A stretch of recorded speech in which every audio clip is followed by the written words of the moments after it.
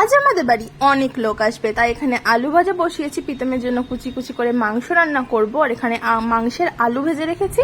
আর এখানে মাংসের যে ছোট ছোট করে করব সেগুলো ছোট ছোট আলু আর পেঁয়াজ কাটা রয়েছে। আর এই যে এখানে রয়েছে চিকেনটা ম্যারিনেট করে নিয়েছি। এবার চিকেনটা রান্না করে নিই। তো হে ভিউয়ার্স, আমি Joyee, welcome to our channel Joyee's lifestyle. তো এবার বলি আজকে কে আসবে, কেন এত তোড়জোড়। আজকে রাজাদা, মনি, পুচকুটা সবাই আসবে, তাছাড়া আমার মা বাপি মিষ্টুও আসবে।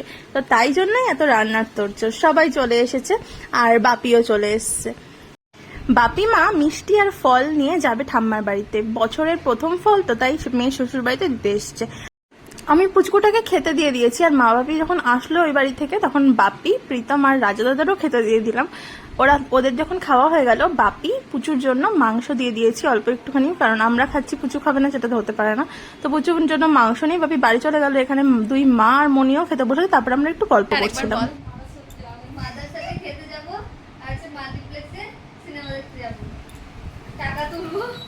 কি করে টাকা তুলবি? সেজে ট্রেনের মধ্যে ভিক্ষা করে, ভিখারি সাজে? ভিখারি সেজে তারপর ভিক্ষা করে। কোথায়, ট্রেনে যাবি না পোড়ামাতলা যাবি? না না, ট্রেনেই যাবো, পোড়ামাতলা চিনে ফেলবে। এই কয়েকটা ইনভেস্ট করার জন্য খুচরো পয়সা আছে আমার কাছে। আমার কাছে আছে, দেবো। না না, একদম ট্রেনের থেকে শুরু। আমার কাছে খুচরো পয়সা আছে, পোড়ামাতলা আমার কাছে পুরো বাটি আছে। না না, একটু অ্যাক্টিংটা করে দেখা, কেমন করে বলবি? অ্যাক্টিং করে দেখা। অ্যাক্টিং না জানলে কেউ টাকা দেবে না। ভাববে আমাকে রাস্তাঘাটে ডেকে ডেকে পয়সা দেবে। পোড়ামাতলা যাওয়া যাবে না, কারণ পোড়ামাতলা চিনে ফেলবে, ওখানে আমার মামার ফুলের দোকান। আমার কাছে ফুটো বাটি আছে, জামা কাপড়। আমার কাছে আছে ফুটো বাটি, প্রচুর খাওয়ার বাটিটা। কেউ চিনবে না। হ্যাঁ, এই সেটাই ভালো হবে। যাবি, ঠাকুরও দেখা হবে। দক্ষিণেশ্বরে গিয়ে ভিক্ষা করলে পরে একটা ভালো হবে, ওখান থেকে বেলঘরিয়া কাছে, ওখান থেকে আমরা আচার কিনে নিয়ে চলে আসতে না, পারবো। আচার খাওয়ার টাকা আছে, আরে দক্ষিণেশ্বর যেতে আসতে যা পয়সা লাগবে, ভিক্ষায় ওই ভিক্ষায় উঠে যাবে ওই টাকা।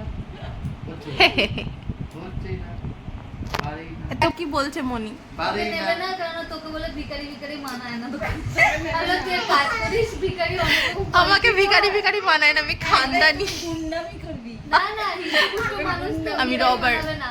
না না, দুজন মিলে ঝগড়া করবি, দুজনে মাথা মুন্ডু মেরে ফাটিয়ে দিবি। আমি কি বলছি, কাপড় দিয়ে ব্যান্ডেজ করবি, আলতা দিয়ে দিবি তারপরে। তারপর ভিক্ষা দিলে তারপরে আমরা বলবো কি প্র্যাঙ্ক এটা। শোন না, টাকাগুলো নিয়ে নিবি তো? আমি কি তখন এক থাবড়া মেরে টাকাগুলো হাত থেকে নিয়ে নেবে। না না, ট্রেন ছাড়বে না না, ট্রেনে উঠবি, ট্রেনে উঠবি, পায়ে হচ্ছে সাদা কাপড় ন্যাকড়া জড়াবি, একদম সাদা।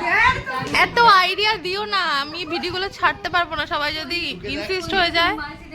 বাড়িতে নেই। তখন দেখবি সরকারি চাকরি এমনিতেই সবার চলে যাচ্ছে, সরকারি চাকরি ছেড়ে দিয়ে সবাই ভিক্ষা করতে লাগবে। এই সত্যি আমাদের শ্রীরামপুরে একজন ছিল, খোড়া, জলে না জড়াতো পায়ে দিয়ে আলতা ধরতো। ঠান্ডা লাগবে, ঘুমিয়ে যাবি। সত্যি সত্যি আমরা যখন স্কুলে যেতাম, উনি রোজ এরকম করে যেত। প্রথমে বুঝতাম না, রোজই ওনার পায়ে ব্যান্ডেজের রক্ত একদিন বলছি হ্যাঁ, একদিনকে শ্রীরামপুরের একজন ডেলি প্যাসেঞ্জার আমাকে উনি রোজই ওনার পাটাকে সারে না, রোজই যায় ডাক্তার। বলছি হ্যাঁ, ডাক্তার দেখাতে যায় না, তুই জানিস না উনি কি করে? আমি বলি, না না, আমি কি করি? তো রাতই চলে বলে আরে উনি ভিক্ষা করতে যায় হাওড়া স্টেশনে, পায়ে ব্যান্ডেজ বাঁধে, না, নাকে না। বেঁধে এটা কি সব বলছে দেখেছো, বাদ দাও ওইসব। এখন আমরা সবাই মিলে যাচ্ছি ঠাম্মার বাড়িতে, কারণ রাজাদা হচ্ছে পান খাওয়ার পাগল।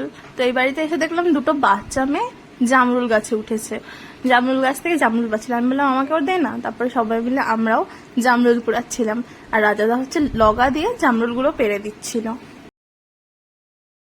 আমাদের বাড়িতে যেই বেড়াতে আসে সেই ঠাম্মার বাড়িতে বেড়াতে আসে, দুটো কারণ, ঠাম্মার সাথে দেখা করা, আর আমাদের এই বাড়িতে যে এত রকমের গাছ আছে সেগুলো আমাদের বাড়ির সবাই, মানে আমার বাপের বাড়ির সবার দেখতে খুব ভালো লাগে। তো আমরা সবাই জামরুল টামরুল কুড়ালাম, আর যে কারণে মেনলি এসেছিলাম পান পাতা নিতে। তো এখন মিষ্টু আর রাজাদা আর মনি গেছে হচ্ছে পান পাতা কুড়াতে। আমি পুচকুকে কয়েকটা জামরুল দিয়ে দিলাম। আর এখন দেখো, এই দেখো, এটা হচ্ছে কত মানে পান পাতা গাছ। সবার বাড়িতে কিন্তু পান পাতা হয় না, কাঁঠালও হয়ে আছে, অনেক কাঁঠাল, মানে আমরা এসর খেয়েছি অনেক, এখন এগুলো রয়েছে, এগুলো কাঁঠাল হবে। আর আমাদের বাড়ির কাঁঠালটাও খুব ভালো। আমি এমনিতে কখনো কাঁঠাল খাই না, কিন্তু এই বাড়ির কাঁঠালটা একটু গন্ধ নেই, কিচ্ছু না, ওর জন্য এই বাড়ির কাঁঠালটা আগের বছর আমি খেয়েছিলাম ফার্স্ট টাইম। তা এ দেখো রাজাদা কত পান পাতা কিনে মানে ছিঁড়ে নিয়ে এসছে। পান পাতাগুলো খুব ভালো, মানে খাওয়া যায়, ঝাল নয়। আমাদের ভুট্টা খেতেও রাজাদাকে প্রীতম নিয়ে গেছিল। রাজাদার দোকানে যাওয়ার টাইম হয়ে গেছে, তাই জন্য রাজাদা এখন চলে যাচ্ছে আমাদেরকে টাটা বলে। আর তারপরে আমরা একটুখানি শুয়ে শুয়ে গল্প করছিলাম, আর দেখি বাইরে কি মেঘ করেছে দেখো, একদম কালো করে এসছে, কিন্তু আস্তে আস্তে হাওয়া দিতে দিতে মেঘটা কেটেই গেল। মিষ্টুর চায়ের নেশা উঠে গেছে, আমি ওকে একটুখানি চা করে দিলাম। আর মায়ের চায়ের মধ্যে বিস্কুট চিবিয়ে আমি মায়ের সব চাটাই প্রায় খেয়ে নিয়েছি। মিষ্টু আমায় বলেছে ও আমাকে পরে চা করে দেবে, তো আরেক লট চা করে এনে দিলে সবাই বসে হচ্ছে গল্প করছিলাম আর চা খেলাম।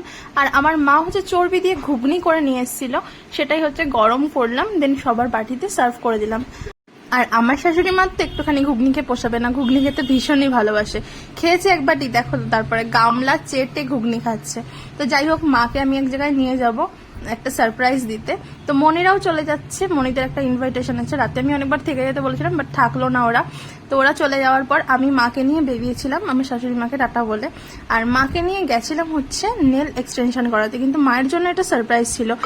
আমার মায়ের বিয়ের সময় আমার মায়ের নখগুলো খুবই সুন্দর ছিল, সুগারে সব নষ্ট হয়ে গেছে। এক্সটেনশনের নখ লাগানোর পর এরকম দেখতে লাগছিল। আমিও করাবো, আমি কালকে করাবো। এক্সটেনশন হয়ে যাওয়ার পর আমরা বাড়িতে চলে আসলাম। আর তারপর বাপিকে এসে মা হচ্ছে দেখাচ্ছিল কেমন লাগে, বাপি বললো খুব সুন্দর লাগছে।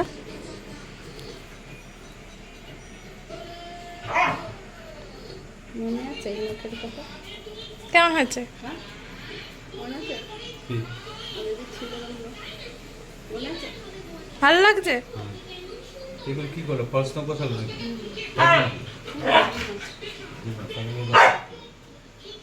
সারাদিনটা খুবই ভালোভাবে কাটলো। আমি ডিনার কমপ্লিট করিনি, তোমরা আমার চ্যানেলটা সাবস্ক্রাইব করে দাও। Thanks for watching.